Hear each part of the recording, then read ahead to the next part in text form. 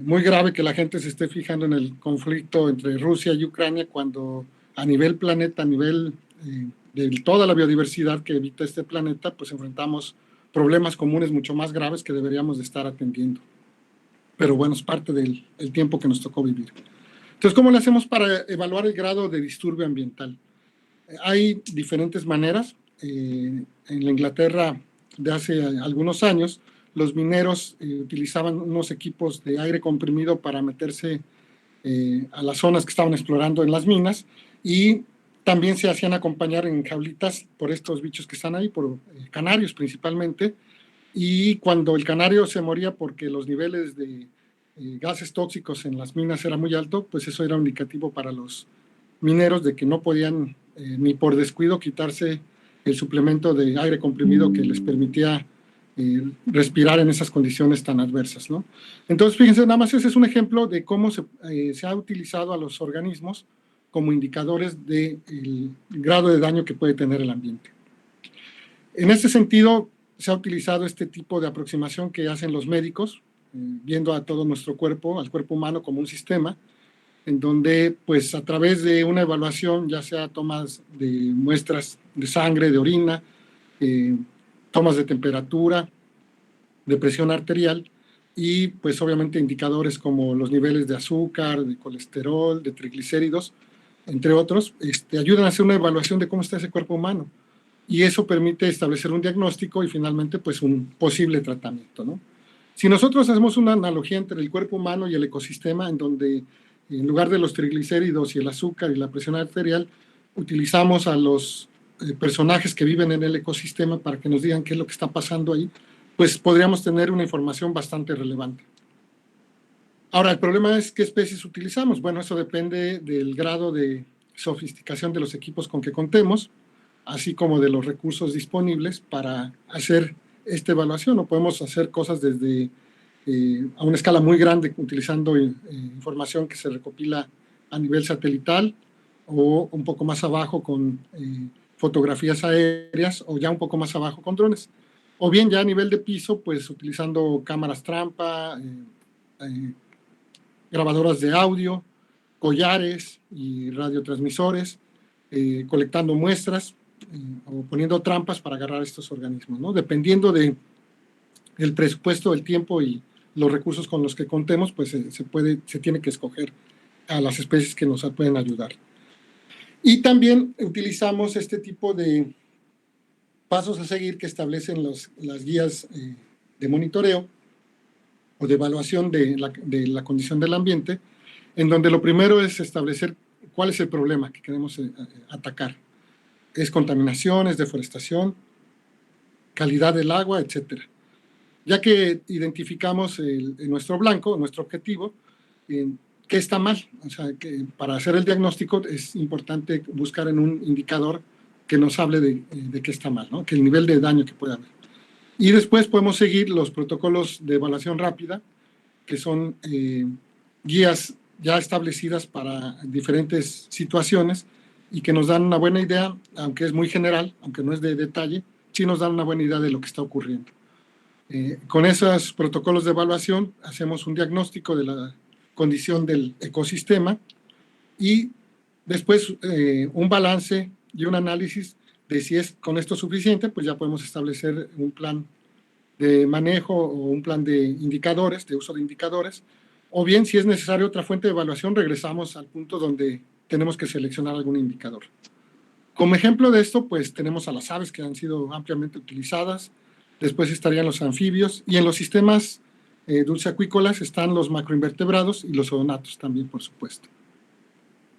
Y también atendiendo al concepto del nicho ecológico propuesto por Hutchinson en el 59, podemos hacer uso de la información de los organismos. Por ejemplo, en la imagen de abajo a la izquierda, ustedes pueden observar un gradiente de soleado seco a sombreado húmedo en el que estas diferentes especies de lagartijas se encuentran, ¿no? Hay especies a las que les gusta lo más soleado y seco, que sería en la parte de abajo a la izquierda de la imagen, mientras que otras prefieren sombreado y húmedo, que sería la parte de arriba a la derecha. Entonces, utilizando a estas especies y los nichos que ocupan en el ambiente, pues podemos tener información acerca de las características que tiene el ambiente. Y obviamente podemos ver que hay especies que son más sensibles a los cambios en el ambiente y otras que son menos sensibles. En este caso particular, les voy a hablar de los odonatos que probablemente ya conozcan, con sus dos subórdenes, Zygoptera y Anisoptera, porque los odonatos tienen estas características. Tienen una parte de su ciclo de vida en el medio acuático, cuando son estadios inmaduros, y una parte de vida fuera del agua, cuando ya son adultos. Además, son depredadores importantes a la escala de los macroinvertebrados. Podrían funcionar como una especie de especies sombrillas que protegen a todos los demás que están debajo de ellos, ¿no? Todos los que funcionan como su alimento. Si lo lleváramos a una escala de vertebrados, serían el equivalente a los grandes carnívoros, a los grandes depredadores, pero en la escala de los macroinvertebrados. Y por eso es que tiene una función muy importante dentro de los ecosistemas. Entonces, bueno, ya seleccionando a este grupo, revisamos este libro que nos fue de muchísima utilidad, en particular en el capítulo 7 de Oertli.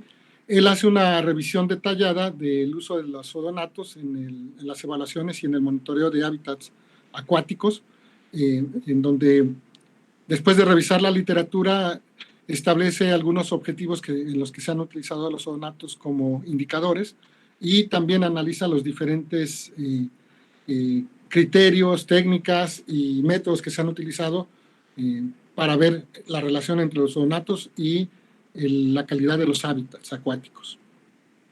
Con esa idea, nosotros nos propusimos hacer una revisión del uso de este orden de los odonatos en la evaluación ambiental para los ecosistemas de la región neotropical, que ustedes pueden ver en el mapa, está coloreada en verde. Eso fue lo que nosotros utilizamos o consideramos como la región neotropical, lo que va del trópico de Cáncer en nuestro país hasta el trópico de Capricornio en el hemisferio sur.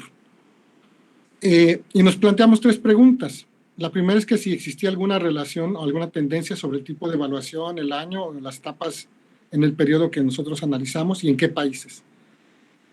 Posteriormente también queríamos saber cuál es el tipo de evaluación objetivo, la prueba estadística, el método de muestreo y las métricas que se utilizan con más frecuencia. Y finalmente si había relaciones entre este tipo de objetivos, pruebas, métodos y métricas. Para eso utilizamos esta guía desarrollada por este conglomerado que es el Sevier, donde ellos, los autores Pavlovich y Drayton, proponen una guía de editores para escribir artículos de revisión, ¿no? Y utilizamos las páginas web en donde podemos hacer búsquedas, le podemos decir a los buscadores con palabras claves como odonatos, libélulas, evaluación, monitoreo, calidad ambiental, que nos busque todo lo que puede encontrar con esas palabras clave.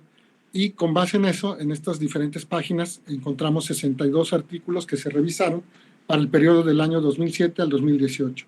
¿Por qué 2007? Porque es el periodo hasta donde se quedó Oertli con su revisión, y nosotros queríamos saber, después de él, qué ocurrió.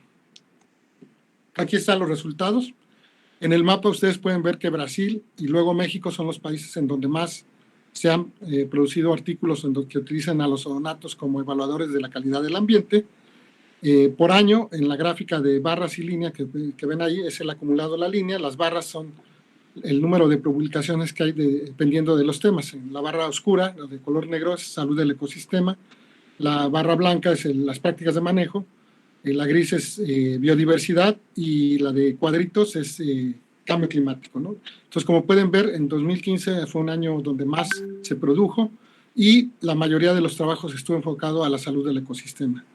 En la parte de abajo ustedes pueden ver las barras y ahí el estadio adulto parece ser que es el más utilizado para estas evaluaciones, con los temas de prácticas de manejo, salud del ecosistema y biodiversidad.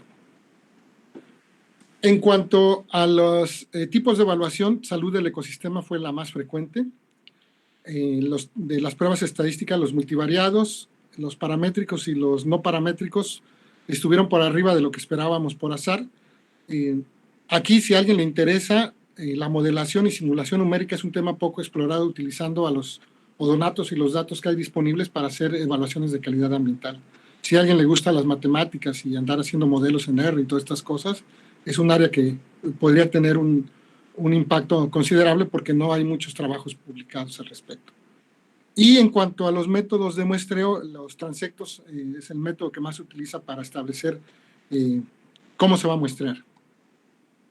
Cuando hicimos el cruce entre los tipos de evaluación y los objetivos, la más recurrente fue salud del ecosistema con el objetivo de evaluar calidad, ¿no? Entonces, ese es lo más recurrente. Contrario a lo que esperábamos, para cambio climático hay bien poquito. Para el periodo que analizamos, fue solamente un trabajo. Después del 2018, o hasta donde paramos la revisión, empezaron a salir algunas publicaciones que nos hubiera encantado incluir, pero bueno, en algún momento teníamos que parar la recopilación de información y comenzar a hacer los análisis. Probablemente después hagamos una en particular para cambio climático y con lo que se ha publicado recientemente y ver qué es lo que ha ocurrido. También de las métricas, pues la riqueza de especies es la más socorrida, y de las métricas particulares hay un trabajo muy bonito con Argia tinctipenis, donde evalúan el grado de asimetría y el tamaño del ala en función de la perturbación. No me acuerdo si es deforestación o alguna medida de perturbación, y ven que los bichos más asimétricos son los que viven en sitios con mayor grado de disturbio. Y de los aparatos que utilizan para realizar los muestreos, las redes entomológicas son las principales. Entonces, pues en conclusión, salud del ecosistema es el tópico más estudiado en 62% de las veces. Las correlaciones, tanto paramétricas como no paramétricas, se utilizan con mucha frecuencia, más del 50%. Cuando se utiliza el objetivo de calidad del ambiente, los métodos no paramétricos y los análisis multivariados también se utilizan. La riqueza de especies es la métrica más utilizada y el estadio adulto es el que más se utiliza para evaluaciones rápidas. Las larvas parece que funcionan mejor para cosas de más detalle.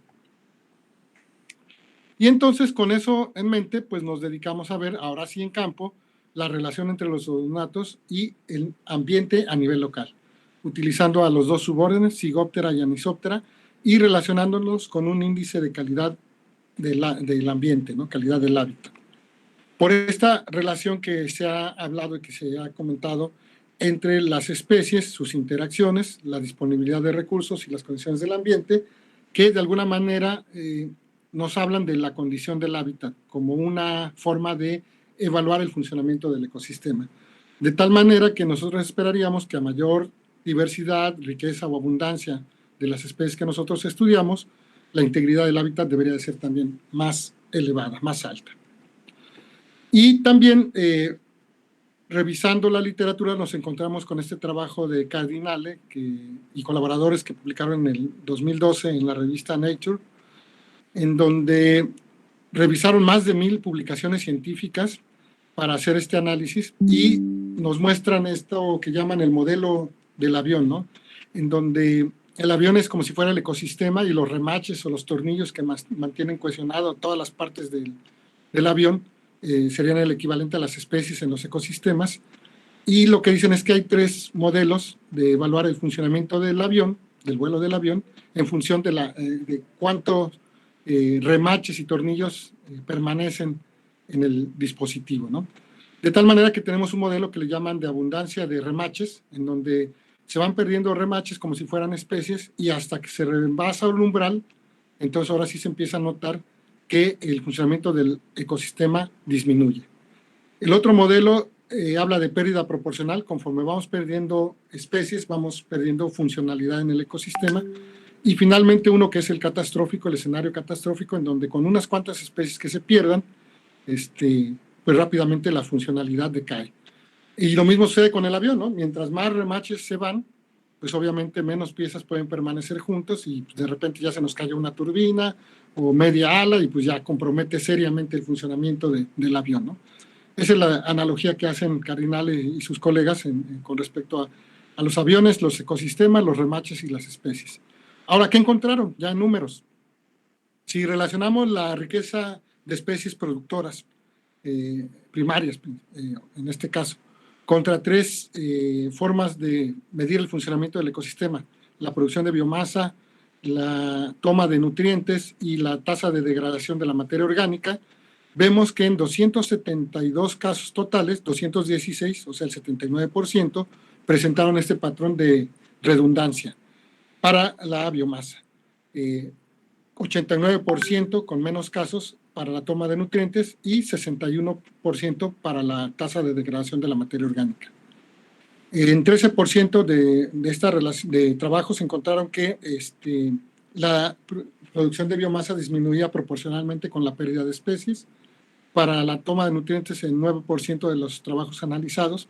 Y aquí ya se incrementó un poquito más, 19% cuando se analizaban las tasas de degradación. En general, afortunadamente, este modelo, este escenario catastrófico se presenta con poca frecuencia, al menos en la literatura que revisaron los autores, en 8% para la producción de biomasa, 2% para la toma de nutrientes, pero 19% cuando hablamos de la tasa de degradación de la materia orgánica. Entonces, bueno, no hay que jugar al vivo. Por las dudas, más vale no dejar que se pierdan especies. Permítame tantito.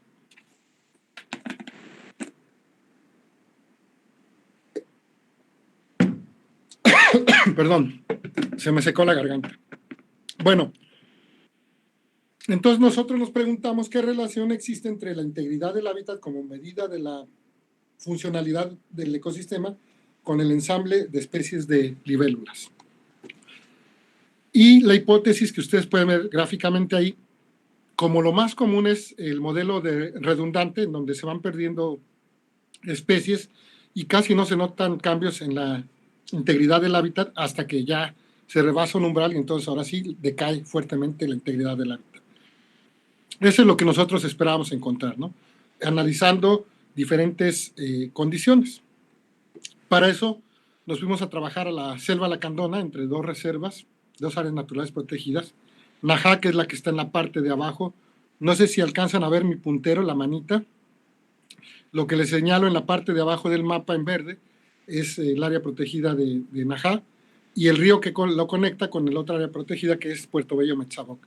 A lo largo de ese curso de agua establecimos 10 sitios de muestreo en donde hicimos lo siguiente.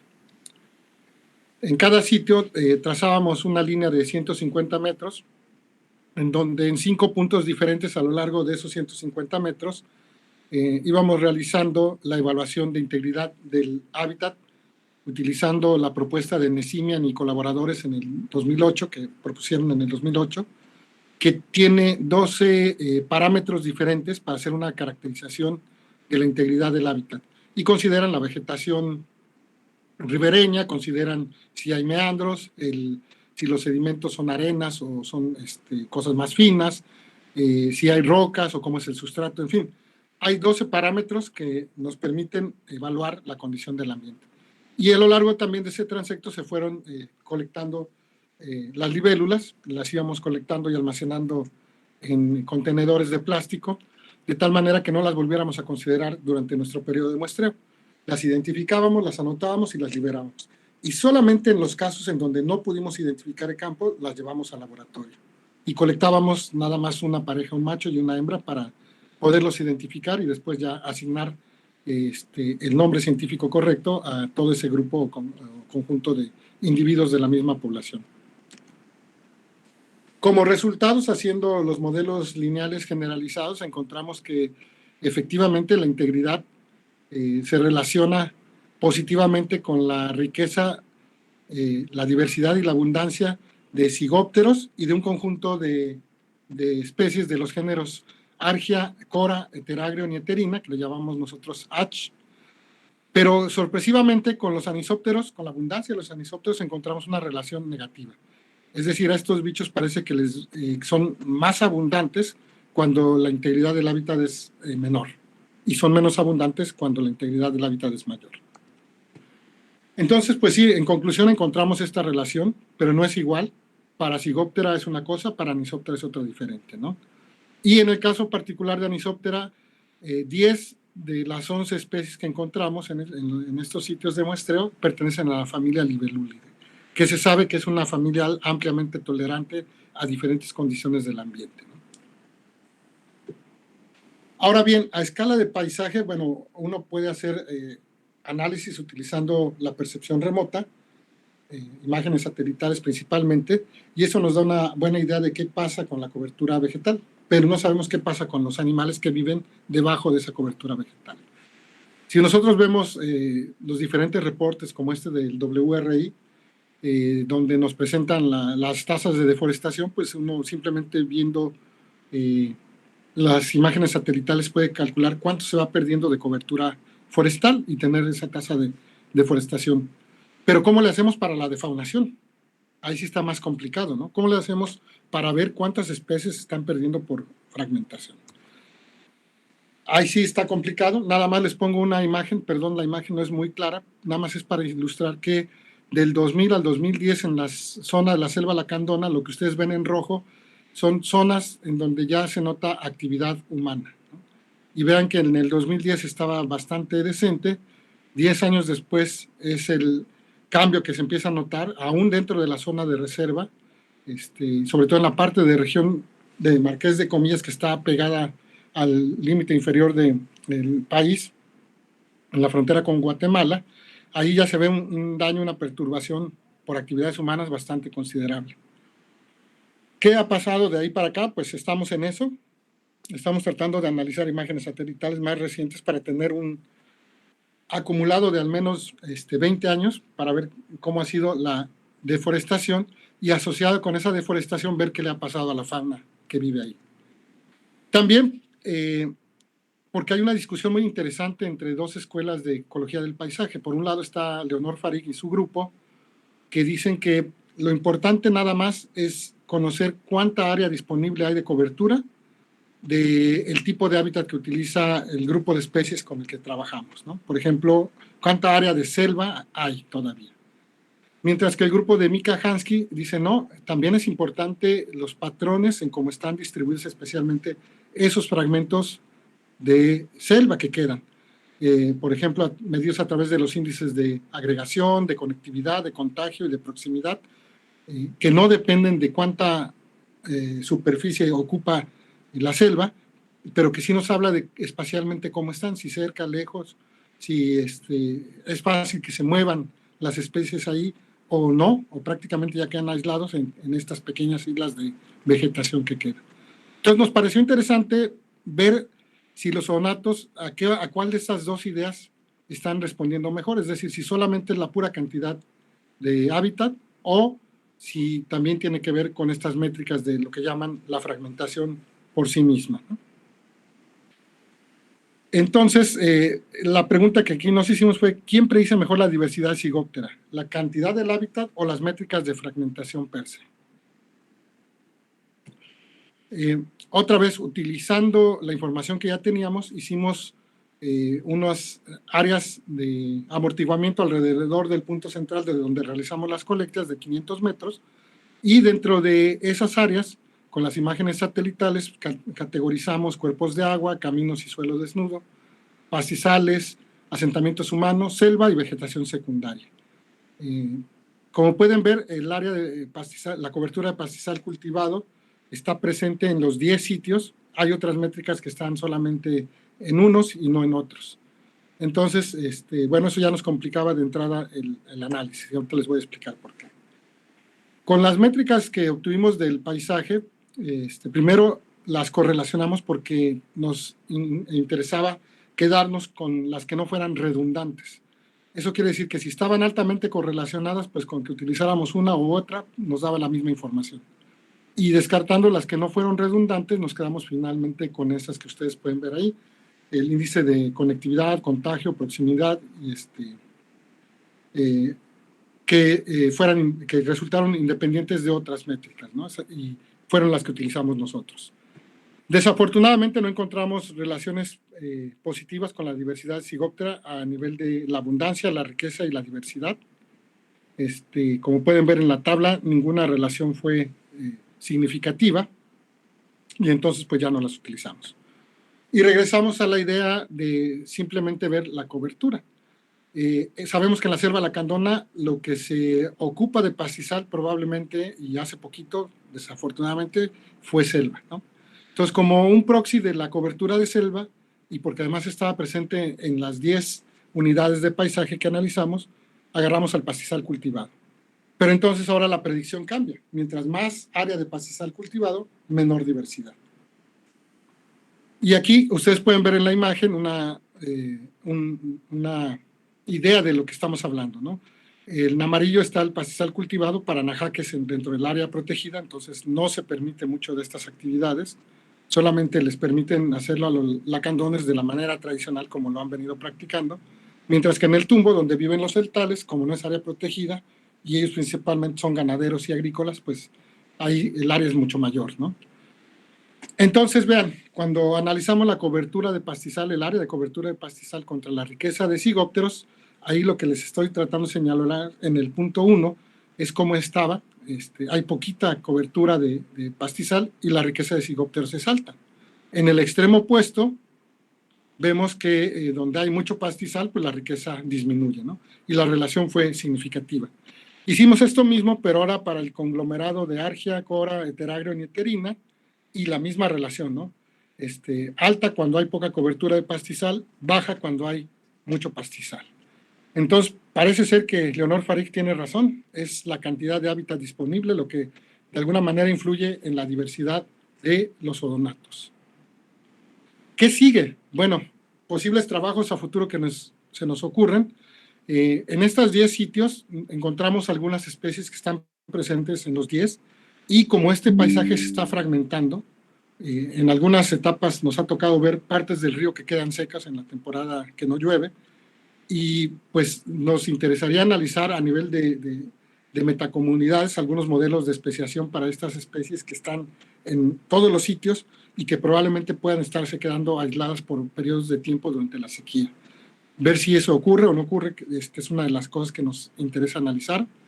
Otra, a nivel morfológico, seleccionar alguna especie en particular y ver los cambios alométricos, sobre todo en la forma del ala, en las medidas del ala, en comparación con el grado de fragmentación o de cantidad de pastizal, de área de pastizal, a ver si encontramos lo mismo que los brasileños con Argia tintipenis. Y finalmente, a nivel de la fragmentación del paisaje, pues, algo que estamos encontrando es que parece ser que Farik tenía razón y ver si eso cambia alométricamente en algunas poblaciones de especies particulares. Esas son como las líneas que nosotros pensamos que podríamos seguir con este sistema en la selva lacandona y que nos parecen interesantes. Pues gracias por su atención y no sé si tengan preguntas o comentarios. Adelante. Muchas gracias a ti, Sergio. Está muy padre. Está muy vinculado con algunas cosas que hemos venido trabajando en otros contextos, sobre todo lo urbano, lo de Cata. Pero bueno, muchas gracias y dejo esto para ver quién quiere participar. Adelante, por favor. Jorge Ari, por favor, adelante. Hola, Alex, ¿cómo estás? Todo bien, amigo, aquí en México, en Cuernavaca. Qué bueno, ¿Qué tal ustedes? Todo maravilloso. Nada, pues felicitar a Sergio, muy interesante charla. Yo tenía como dos preguntitas iniciales con respecto un poco como a los análisis bibliográficos. Y uno es, me llama mucho la atención, y tú me dirás si estoy equivocado, pero hay muy pocos trabajos que incluyan diferentes grupos taxonómicos. Me parece que seguimos careciendo como de perspectivas más globales y que interactúen cosas a una escala mucho mayor en términos de grupos taxonómicos, y se siguen utilizando pues grupos que sin duda son muy valiosos, como es el caso de Odonata, pero hay muy pocos trabajos que comparen patrones entre diferentes grupos. De esa revisión que hiciste, ¿cuál es tu sensación a ese sentido? Y lo otro que te quería preguntar es, no oí en ningún momento que mencionaras algo de rasgos funcionales. ¿Se están utilizando traits a nivel de libélulas para relacionarlo con estos aspectos ambientales o es muy poco lo que se ha hecho? Gracias, qué bueno que te gustó la presentación. Respondiendo a la primera pregunta, efectivamente hay pocos trabajos porque no es fácil. te das cuenta que trabajar con los macroinvertebrados y con larvas de odonatos se requiere de un grado de especialización para poder identificar adecuadamente a cada grupo.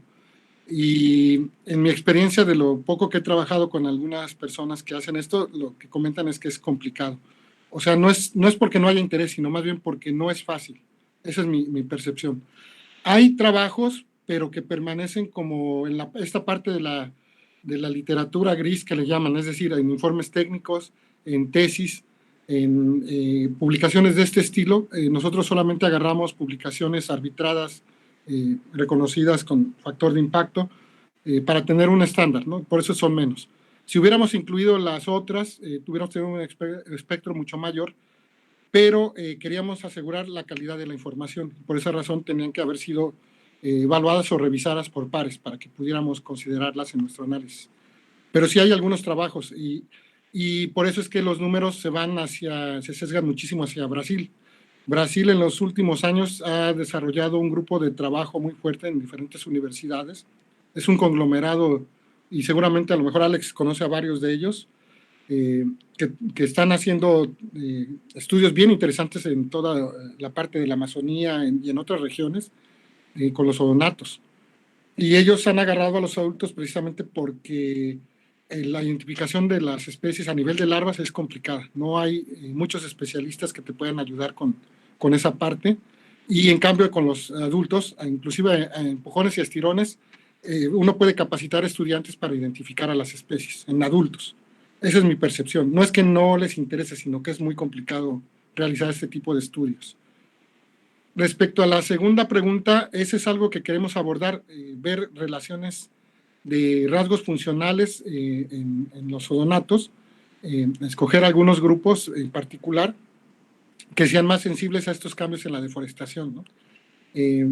Hay un colega, Luis Mendoza, de la Michoacana, que ha estado trabajando con los patrones de coloración en diferentes especies de odonatos en función de la exposición al sol. Es decir, los que están en zonas sombreadas parece ser que la coloración no es muy importante porque no hay mucha luz, pero en zonas abiertas parece ser que la coloración sí es importante, ¿no? Entonces, cuestiones como estas son las que nos interesaría analizar en un futuro cercano y estamos abiertos a las colaboraciones con quien guste. Gracias por tus preguntas.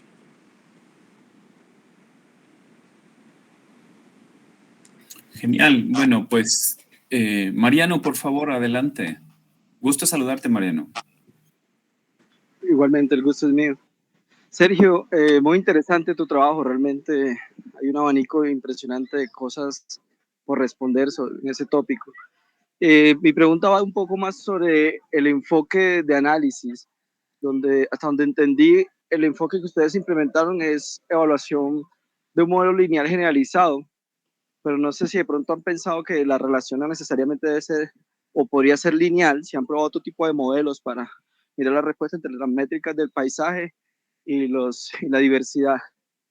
Y en ese mismo sentido también de pronto si no han pensado en hacer un enfoque más multivariado, para mirar si de pronto encuentran algún tipo de respuesta. Gracias, Mariano, por tus comentarios y las preguntas. En cuanto a los modelos lineales, es por parsimonia que uno empieza primero con la relación lineal.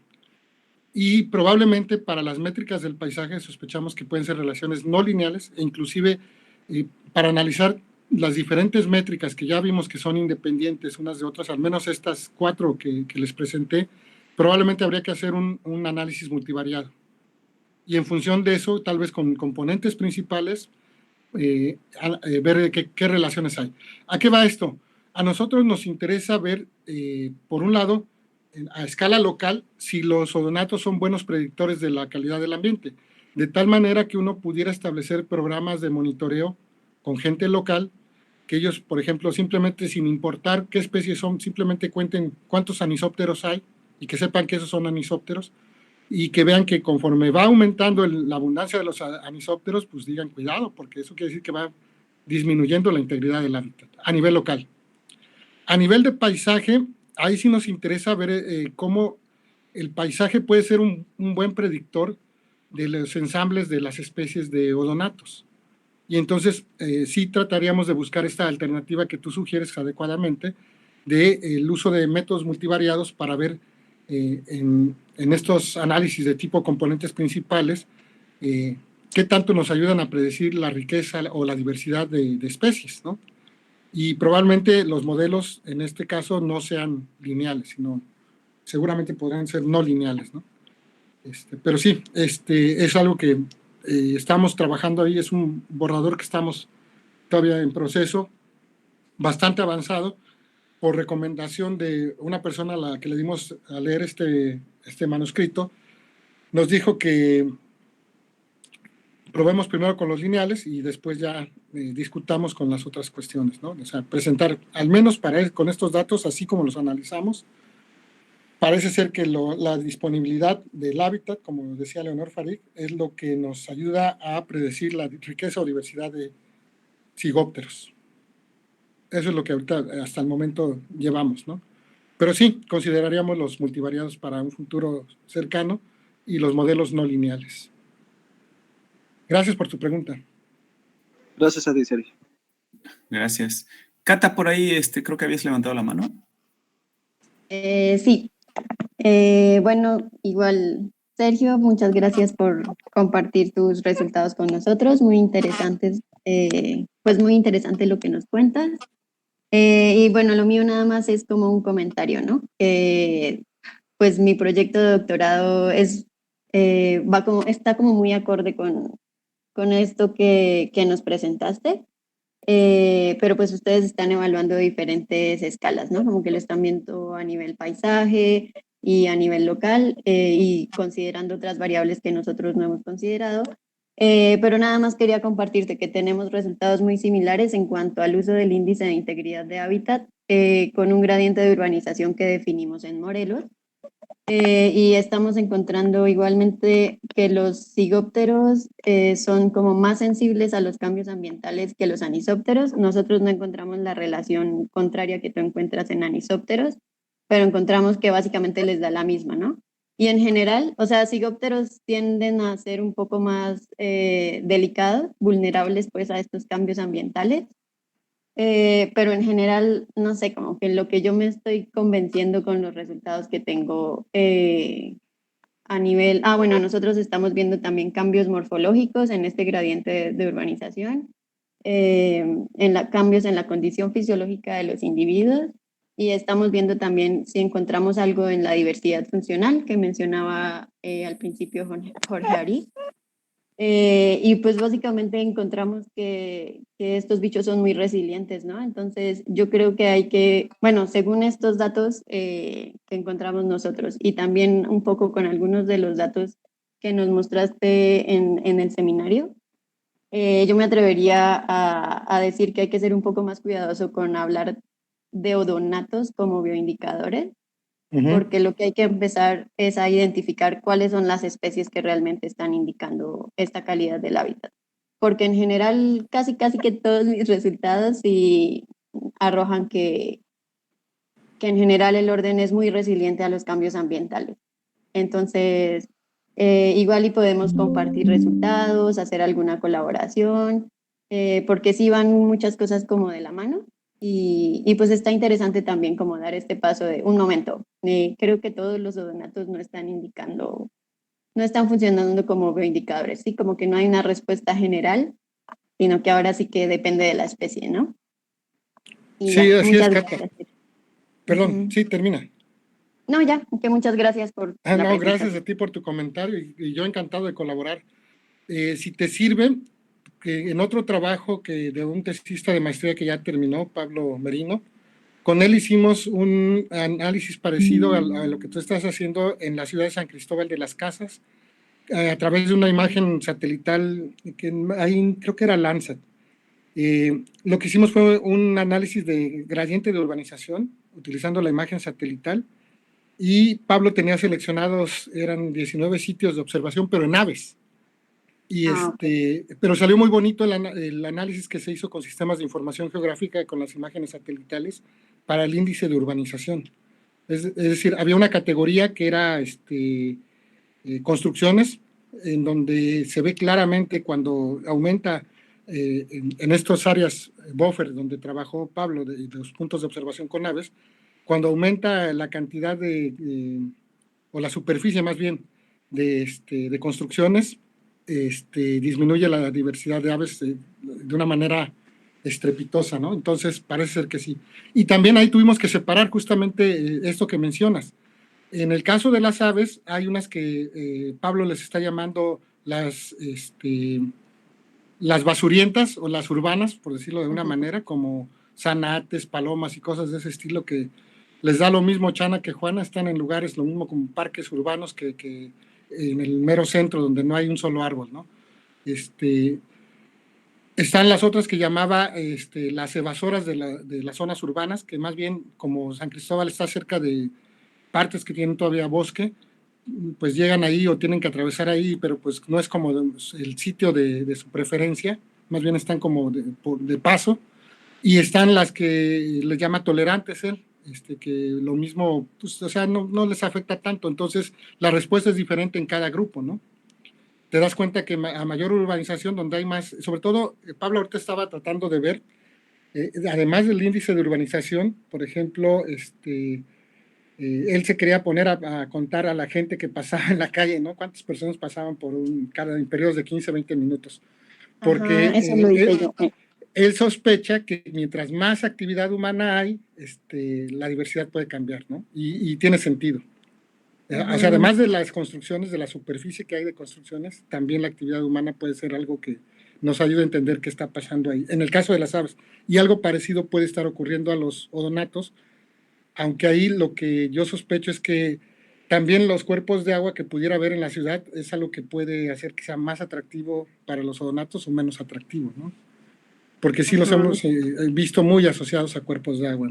Eso sí, aquí en la ciudad, sobre todo en Tuxtla Gutiérrez, con esta tesis que está iniciando. Entonces sí me encantaría, igual hasta nos gustaría que fueras asesora de esta chica Lili, que va a empezar su trabajo. Estamos seleccionando ahorita 5 sitios a lo largo de este río que atraviesa la ciudad, pero a lo mejor podemos aumentarlo o platicarlo o rediseñarlo según tu sugerencia y tu experiencia. Entonces sí, me encantaría platicar contigo. Gusto. De hecho, sí. aquí en el correo electrónico te estoy mandando mi dirección para que estemos en contacto y podamos colaborar. Y cualquiera que quiera venirse de vez en cuando a darse una vuelta a La Lacandona o a Chiapas, con todo gusto son bien recibidos por acá. Vale, muchas gracias, Sergio. También otro comentario, justo bueno, más bien siguiendo con esta idea de identificar justo cuáles son las especies vindicadoras, esta aproximación que usan ustedes del complejo de las especies y no de cada especie en particular, sino en este caso de Argia, Cora, Heteragrion y Heterina, también puede ser una aproximación, bueno, más bien es como una aproximación interesante para ver también qué está pasando a nivel de complejo, ¿no? O a otros niveles taxonómicos más altos. Sí, hay un trabajo de estos brasileños, no me acuerdo si es Perico o el otro brasileño que también trabaja, Leandro Juan. Leandro Wen, creo que él tiene un trabajo en donde creo que recientemente en Ecological Indicators ellos discuten que no es lo mismo, y de hecho ellos proponen a la familia Senagreonide como la más adecuada para hacer estas evaluaciones. Por eso es que nosotros hicimos algo parecido, o sea, pensábamos también que no era lo mismo meter a todos en la bolsa de los odonatos que analizarlos por separados. Ya vimos que Anisoptera se comporta de una manera, Zygoptera de otra, y dentro de Zygoptera, Senagreonide también puede estarnos dando información. Vamos a hacer ese análisis. Pero en particular estos 4 géneros nos llamaron la atención porque había al menos información de algunas especies, como Cora marina, que sabemos que es una especie que está asociada a sitios muy conservados, ¿no? Entonces por eso nos parecía importante ver qué tan abundante era en este gradiente. Pero así como Cora, puede haber otros grupos de especies dependiendo del lugar también, porque esto puede cambiar. O sea, lo que sucede en la Lacandona no necesariamente aplica a lo que sucede en Morelos o en otros lugares, ¿no? Lo que sí creemos es que si uno baja la resolución taxonómica a nivel de familias y géneros, puede encontrar grupos que sean de utilidad para esta cuestión de la evaluación ambiental. Eso sí, los datos sugieren que por ahí puede estar el asunto. Bueno, pues muchas gracias, Sergio. Yo estaba pensando esto que dice, bueno, lo que tú también estabas mencionando al final de tu plática, de que estaría padre explorar otros niveles de análisis, y me refiero específicamente a lo que Cata está haciendo ahorita con las métricas de condición de los animales, ¿no? Por ahí tenemos unos parámetros bioquímicos que hablan sobre, pues eso, la condición de los animales. Y quizás en ese sentido podamos comparar diferencias. Si ya tienen los animales, nosotros tenemos las técnicas. Si, depende el estado en el que estén los animales, si es que están, por ejemplo, en alcohol o no sé. Pero bueno, por ejemplo, musculatura, lípidos, proteínas, que son buenos indicadores del desempeño, de cómo les ha ido, al menos en el estado adulto. Son muy buenos para verlos también. Yo también tengo un cierto, no desencanto, sino un develar de esto de que pues los odonatos en general, el hecho de que han sobrevivido varias extinciones masivas y etcétera, pues es una prueba de que es un grupo muy resiliente, y los tiempos que están imperando justo es una buena forma de corroborarlo, ¿no? Entonces, si no se apegan a esto generalizado que vemos como el colapso de los insectos, sí, para unas especies, por supuesto, pero el gran recambio que tienen y incluso a nivel funcional, pues nos habla de que hay que tratarlos de una manera ligeramente diferente a como estamos acostumbrados cuando leemos de la extinción masiva en insectos, ¿no? Entonces, sí son diferentes. A mí me encantaría que Cata ahorita te hablara nada más levemente de estos parámetros de bioquímica que refieren a la condición, cómo se requieren, o sea, brevemente, cómo deberían estar las muestras para que justo igual y se pueda hacer. Sí, claro, sí. Cata. ¿Ya? ¿Justo ahora? Yes. Bueno, pues el método que utilizamos, para el método que utilizamos necesitamos colectar los bichos en seco, en hielo, pues. Entonces vamos al campo, los colectamos en hielo y ya luego en el laboratorio hacemos como pruebas bioquímicas de colorimetría, básicamente. Seguimos una secuencia para calcular el porcentaje de proteínas, luego los carbohidratos y luego y luego los lípidos. Y la ventaja de este método es que se utiliza un mismo bicho para calcular todos estos porcentajes.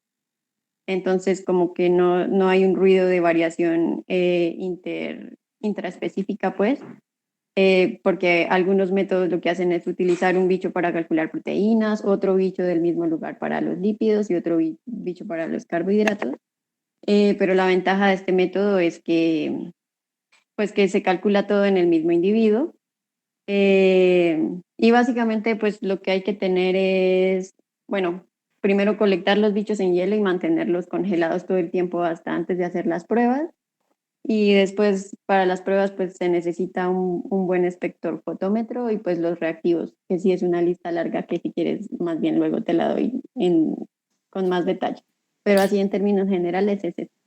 Pero esos reactivos y todo lo necesario lo tenemos nosotros. Y yo hago esta invitación. Hago esta invitación no nada más a tu laboratorio, sino a todos los que nos están escuchando, que pueden con toda confianza incluso enviarnos animales y nosotros los procesamos acá en el laboratorio, y que corremos también con los gastos, o sea, como toda colaboración, corremos nosotros a cargo de los gastos de esto que decía Cata, de la larga lista de reactivos, ¿no? Pero son buenos indicadores, o sea, también hay una naturaleza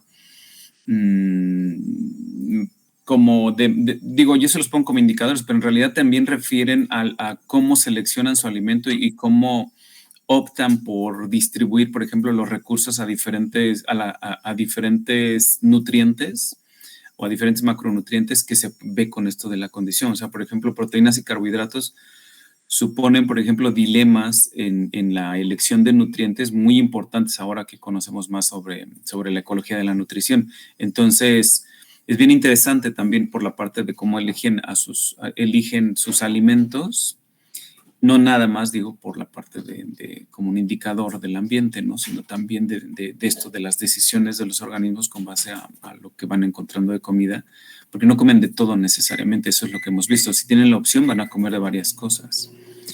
Pero bueno, sí, eso era lo que te quería decir. A mí también me encantó tu charla, Sergio. Muchísimas gracias. ¿Alguien más tiene algún otro comentario, etcétera?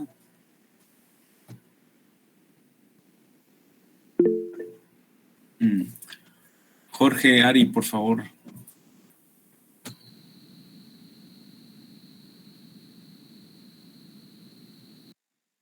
No. Sí, yo tenía una pequeña, pues no sé si llamarlo como duda, pero como algo que siempre me ha generado como cierto cosquilleo intelectual, llamémoslo así. Y es el tema del efecto de la experticia a la hora de colectar odonatos. Como que cuando uno está trabajando con otros grupos de insectos y con otras metodologías de muestreo, cosas como una trampa Malais o una trampa Van Sommer o hasta una misma trampa Pitfall, el poner la trampa y el uso de la trampa, pues digamos que no tiene ningún efecto de quien lo haga. ¿Sí? Lo puede hacer desde un experto hasta un técnico o hasta un estudiante y no hay grandes diferencias en lo que se obtiene. Pero digamos que mi experiencia trabajando con varios investigadores que analizan odonatos o que muestrean odonatos, varias veces acompañé a Emilio Realpe, no sé si lo conoces, Sergio, de Colombia, y varias veces también estuve en campo con el profesor de Marnels en Venezuela. Y la sensación que uno tiene es que la experticia a la hora de colectar odonatos tiene un efecto gigantesco.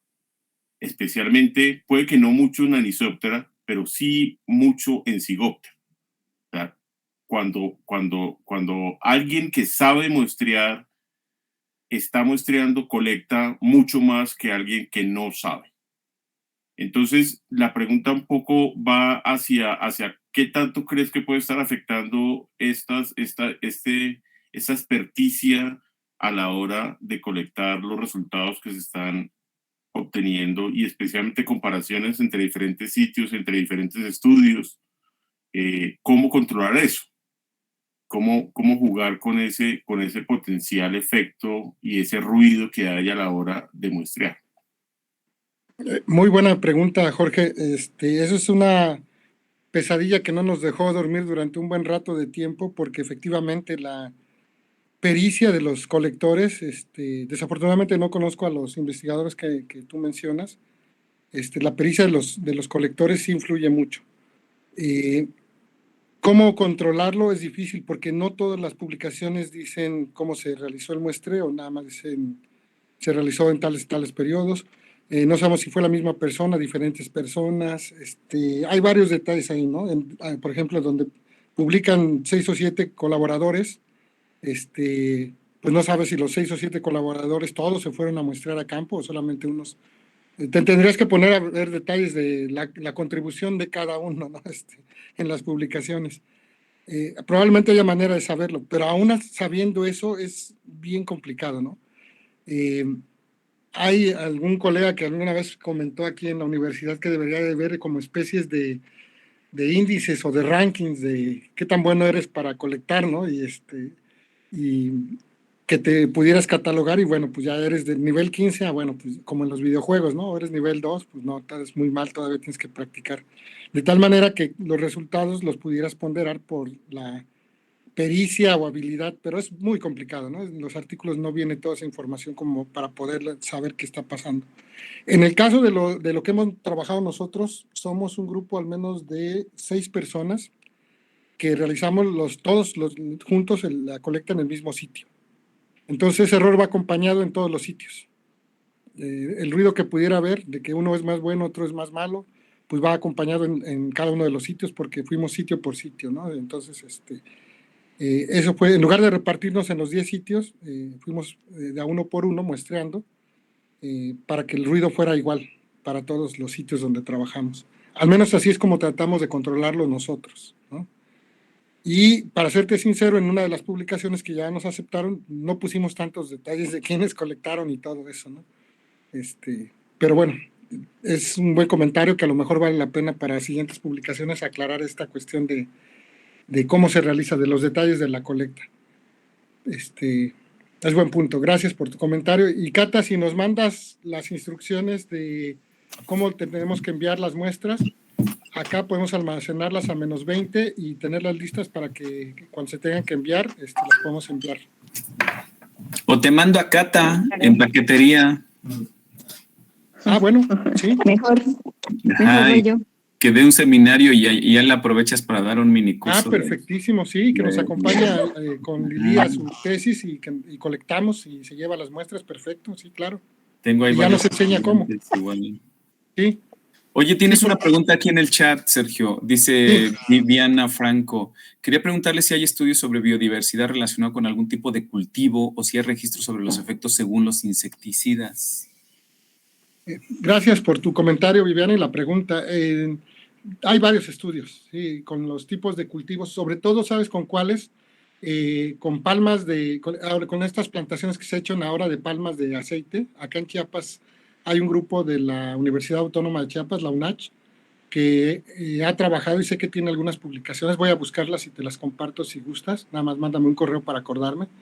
En donde ellos han analizado la diversidad, no me acuerdo si fueron escarabajos, creo que sí, escarabajos, asociados a los cultivos de palma y otros tipos de cultivo, ¿no? O sea que sí hay trabajos.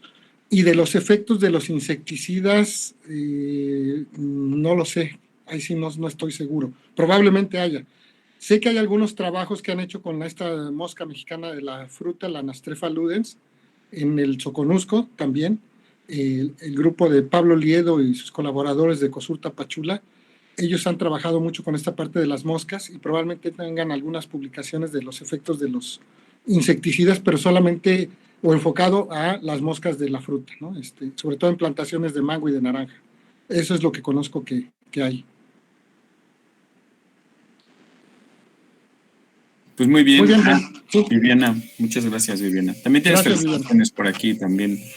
Gracias. Mi otra estudiante, Jimena Velázquez, también otra chica. Jimena hace cosas de cómo la urbanización afectaría potencialmente la dieta de los odonatos, o sea, ver si son diferentes las dietas que consumen cuando están cuando vienen a la ciudad, las libélulas, cuando vienen a pasear, o cuando andan en el pueblo, cuando andan, pero básicamente lo mismo, o sea, consumen iguales cantidades, no están ni estresadas, siempre encuentran alimento porque son generalistas, o sea, se comen todo, hay moscos, se comen moscos, hay homópteros, hay palomillas, o sea, siempre están llenas y aparentemente la condición también es similar. Entonces, pero ella escogió ahí un par de especies, entonces es eso.